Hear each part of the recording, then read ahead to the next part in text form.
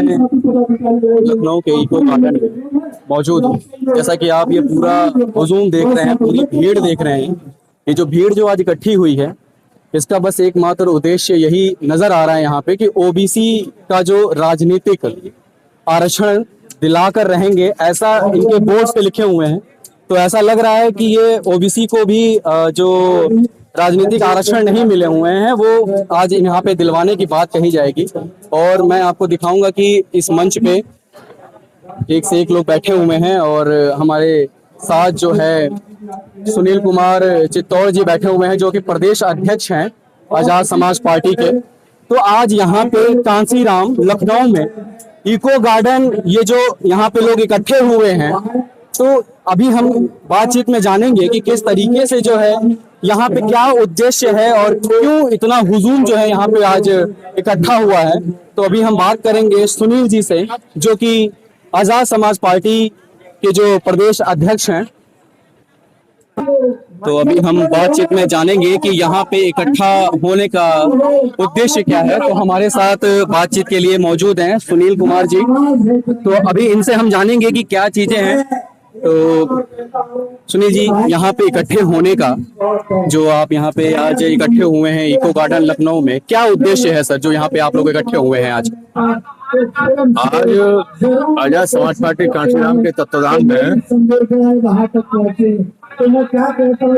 मंडल दिवस है। आज बीपी मंडल जी का आज का जन्मदिन है, तो हमारी पार्टी इस दिन को मंडल दिवस के रूप में मानती है। और इस अवसर पर हम अपनी पार्टी की ओर से मंडल जन चेतना आंदोलन के रूप में धरना प्रदर्शन का कार्यक्रम कर रहे हैं। और ये धरना प्रदर्शन में हमारी मुख्य मांग है कि जो मंडल कमीशन की सिफारिशें हैं वो पूर्ण रूप से लागू होनी चाहिए। इसमें राजनीतिक क्षेत्र में भी पिछड़े वर्ग के लोगों को आरक्षण मिलना चाहिए और अन्य सभी आरक्षण वर्ग के लोगों को निजीकरण में भी मिलना चाहिए, न्यायपालिका में भी मिलना चाहिए और जो यूनिवर्सिटी है उनमें भी मिलना चाहिए। तो इस प्रकार की हमारी मांगे हैं। इन मांगों को लेकर हम लोग धरना प्रदर्शन कर रहे हैं और इस कार्यक्रम में हमारे मुख्य अतिथि हमारी पार्टी के राष्ट्रीय अध्यक्ष आदरणीय भाई एडवोकेट चंद्रशेखर आजाद जी हैं। वो इस कार्यक्रम को मुख्य रूप से संबोधित करेंगे। मैं आपसे एक चीज ये जानना चाहूंगा कि किस तरीके का आरक्षण जो है ओबीसी को अभी नहीं मिल पाया है, जो आप यहाँ पे दिलवाने की बात कह रहे हैं? वो इसलिए नहीं मिल पाया कि जो सरकारें रही उनकी नीयत में खोट है। वो लोग संविधान को नहीं मानते हैं, जबकि भारत का संविधान सभी जात और धर्म के लोगों को एक समान अधिकार देने के लिए लिखा गया है। उसमें मंडल कमीशन के आधार पर 27% आरक्षण की बात की गई है, लेकिन अभी तक 27% आरक्षण भी नहीं मिला है। अनुसूचित जाति जनजाति के लोगों को 23% आरक्षण मिलना चाहिए, लेकिन वो भी नहीं मिला है। हमारे लोगों को सब जगह न्याय मिलना चाहिए, न्याय नहीं मिल रहा है। सभी जगह जाति धर्म के आधार पर भेदभाव हो रहा है, ऊंच नीच हो रही है। हमारे लोग जिन गांव में रहते हैं उन गांव का विकास नहीं किया जा रहा है, जिन मोहल्लों में रहते हैं वहाँ कोई बजट नहीं लगाया जाता है। तो जो जाति की भावना है, इस भावना को मानने वाले लोग अभी तक सरकार में है और वो सरकार में है इसलिए भारत के संविधान के अनुरूप कार्य नहीं करते। वो लोग अपने मन से सरकार चलाते हैं। तो आजाद समाज पार्टी इन तमाम समस्याओं को लेकर संघर्ष कर रही है और आज ये जो कार्यक्रम है इसी परिप्रेक्ष्य में मंडल बीपी मंडल साहब थे, उनका आज जन्मदिन है, तो मंडल दिवस के रूप में हमारी पार्टी इस दिन को मानती भी है। और आज ही के दिन हम कोशिश कर रहे हैं कि मंडल सिफारिशें जो पूर्ण रूप से लागू होनी चाहिए उनको सरकार लागू करे। मैं राष्ट्रीय सचिव आजाद समाज पार्टी कांशीराम। अभी सुनील जी ने जो आरक्षण के बारे में बताया है, तो अभी कुछ ऐसे इंस्टाग्राम अकाउंट्स वगैरह हैं, कुछ ऐसे लोग जो हैं वो जंतर मंतर पे धरना प्रदर्शन भी कर रहे हैं।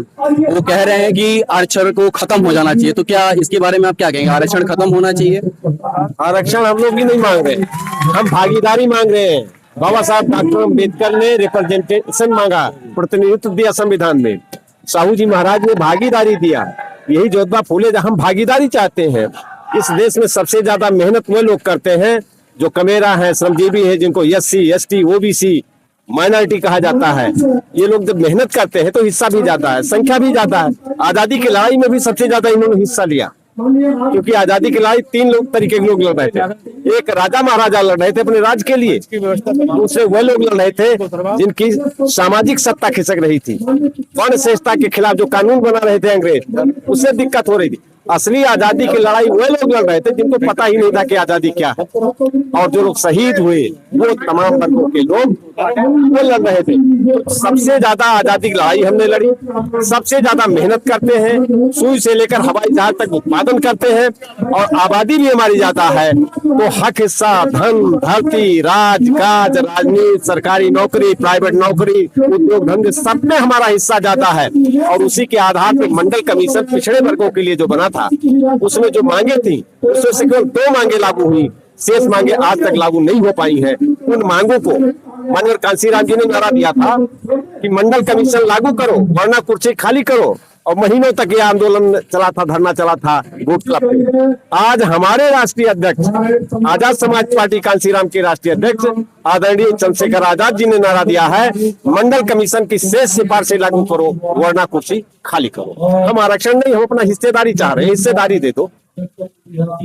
जैसा कि अभी जंतर मंतर पे प्रोटेस्ट हुआ था, तो चंद्रशेखर आजाद जी भी वहां पहुंचे और हौसला दिया छात्रों को। अभी जो झारखंड में जो चल रहा है उसके लिए क्या कह रहे हैं आप लोग, क्या करेंगे? चंद्रशेखर जी जाएंगे वहां पे? चंद्रशेखर जी झारखंड में ही वहां आ रहे हैं, और उसके बारे में विस्तार यहाँ चर्चा करेंगे। इस नाते हमें कोई और चर्चा नहीं करनी चाहिए, हम यहाँ हैं और वहाँ देखते हैं। चलिए, तो अभी आपने देखा कि किस तरीके से जो है यहाँ पे पूरा हुजूम जो उमड़ा हुआ है। अभी हम लोगों ने सुनील जी से भी बात की, और हमारे अभी जो है यहाँ पे पूरा भीड़ जो आप देख पा रहे हैं, जो कि इनका उद्देश्य जो है क्लियर है, और ये आंदोलन देखिए कहाँ तक चलता है और इनकी मांगे कब पूरी होती हैं। इसी के साथ मैं विकास कुमार, आप देख रहे हैं साइन अप संदेश, हमारे साथ वही बने।